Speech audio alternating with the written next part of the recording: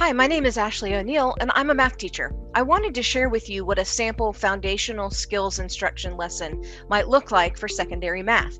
As you'll see, I have pulled up a lesson here on solving linear equations, which is a 9th grade algebra and expression skill.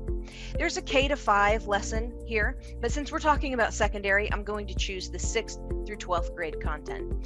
You'll notice that this lesson itself has a tutorial called the lesson, some practice problems, and then a mastery quiz. The teacher for the course will go in and teach the lesson itself using this tutorial. They'll also supplement it with anything that's needed to make sure that the students really understand that content well. After they're done teaching that lesson, they will have the students do some practice problems. They might have the students do those practice problems on their own, on their computer, and then talk about the answers, or they might share the practice problems with the group and then give them time to work on it and work them together in the class. Either way, the students will have time to practice some of those problems on their own before it's time to be assessed. At the end of the class, the teacher will assign the mastery quiz to the students, and they'll go in and actually show what they have learned in that hour. I wanted to show you what some of the screens will look like that your students will be seeing.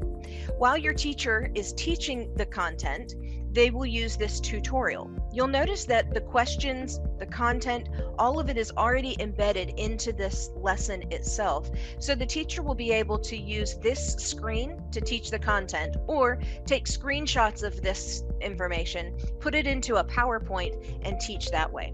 Using the Zoom tools, they're going to be able to write directly on the whiteboard, which is especially helpful for math.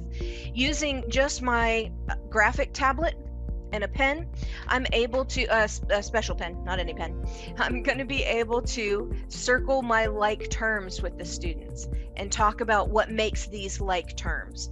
I could show them that sometimes you might rearrange the way this is written so that like terms are on top of each other, and show how it's easier to do it if it's rearranged so that the terms that you're combining are right there next to each other or on top of each other. You can show all of that using just the tools that Zoom offers for us. I also would have the students respond to me using the Zoom tools. So I would ask them to give me a green check mark if they were at this lesson yesterday, or give me a red X if this is their first time coming to a lesson. Or perhaps I would ask them to give me a thumbs up icon if this made sense, and a green check mark if they wanted me to do another example, or something similar to that, just to get some feedback to know how I can best teach the students. I also often will give the students an example to work out on their own, and then ask them to give me a green check mark when they are either finished or stuck. Either one. That just tells me when it is time for me to do the question with the students in the session, and then they would give me their answer in a private chat so I know whether or not they understood the answer or not. So it allows them to have some anonymity with their peers. They don't have to tell everybody that they don't understand, but they are communicating that with me as the teacher. So as I am teaching this lesson, I would go through and talk about all of the different content in here, playing the videos if they are needed, going to extra resources as needed. I could have the students take screenshots of things that are super important, like definitions or formulas. And then once we get to the end of this, down here, once we get through all of the important material, we would go to the practice problems. Personally, I would probably choose to put this practice problem up on the screen, ask the students to do it in their notebooks instead of on their computer screen, and then we would talk about the answer together.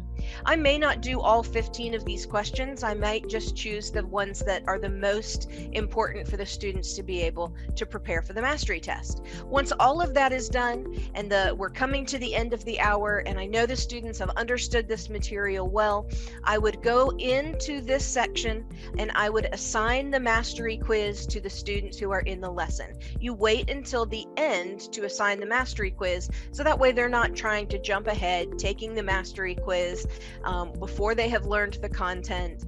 and not getting an accurate picture of what they know. So I would assign the mastery quiz to my students.